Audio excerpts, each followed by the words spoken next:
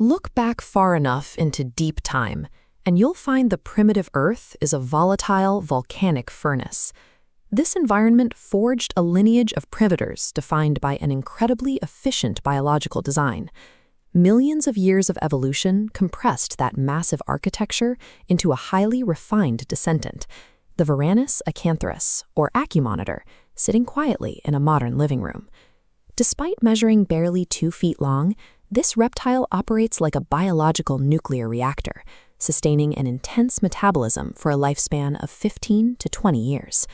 Bringing an animal with this specific evolutionary pedigree into your home requires a multi-decade commitment to replicating a harsh, demanding environment.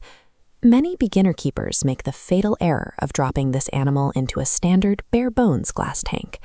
Without extreme thermal inputs, the monitor experiences metabolic stalling. The cold-blooded engine loses its heat signature, freezes, and powers down.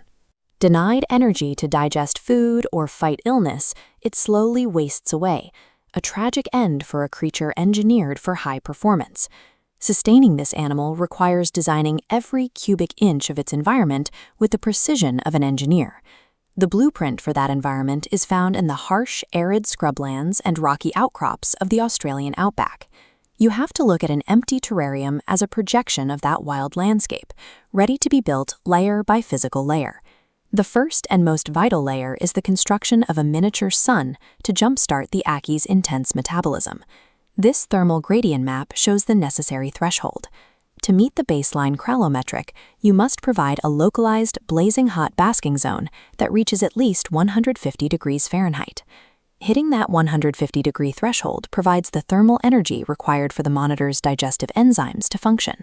Below the blistering sun, we find the rocky outcroppings and rugged terrain where these monitors spend their days excavating. Replicating this ground layer requires a strict metric, a heavy, dense dirt mixture packed 12 to 18 inches deep across the entire enclosure. This cross-section shows the mechanical purpose behind that depth. The heavy soil allows the Ackie to build stable burrows to cool down and trap essential moisture. Digging is a biological imperative.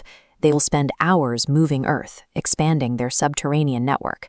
Providing this volume of soil ensures the monitor can engage in its constant, labor-intensive cycle of excavation and structural maintenance. With the climate and terrain fully established, the final component is providing the high-protein fuel required to run the reactor.